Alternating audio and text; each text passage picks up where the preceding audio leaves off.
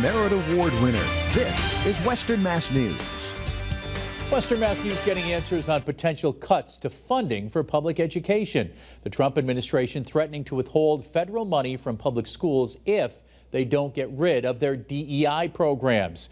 Western Mass News reporter Matt Price is live for us tonight in studio with more. Matt.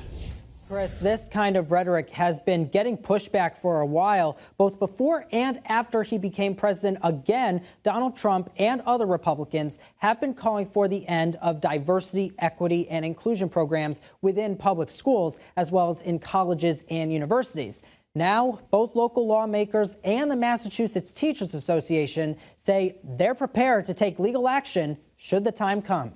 It would undermine the quality of public education to be suggesting that there are no differences to both celebrate and people's differences to protect. Strong words coming from MTA President Max Page. This after threats by the Trump administration that federal funding for schools across the country would not be handed out if those schools did not get rid of their diversity, equity, and inclusion programs, which have been around for years to help people representing all walks of life, especially those in minority communities, as well as allow different opinions on various topics be shared. Page, who is also an educator at UMass Amherst, claims the president tying funding to the administration's definition of diversity, equity, and inclusion programs is illegal. We welcome in every single student, and we celebrate differences, and we recognize the diversity within our schools.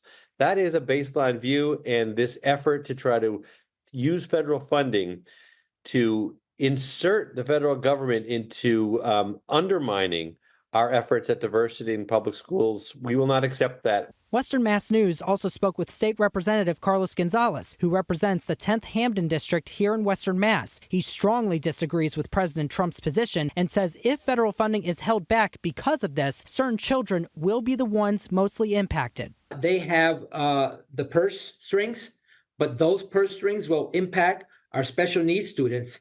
And we are prepared in Massachusetts to protect and serve those children because they deserve an adequate education, which we are number one in the United States in providing. Representative Gonzalez blasting the Trump administration, saying these potential cuts will impact children from families of all sides of the political spectrum. He also believes this potential move by the president is a distraction from reality when it comes to other issues, like inflation. How can you start trying to cut programs for special education children in Massachusetts when you haven't even addressed the concerns and the promises that you have made by decreasing the cost of eggs and bacon in the supermarkets?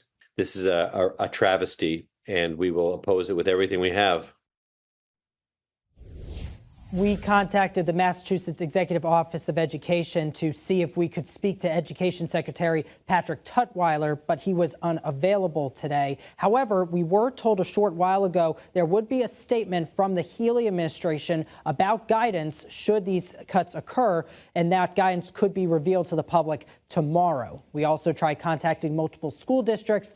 We did not hear back. But stick with us both on air and online as we continue to follow the latest. Reporting live in the studio, Matt Price, Western Mass News.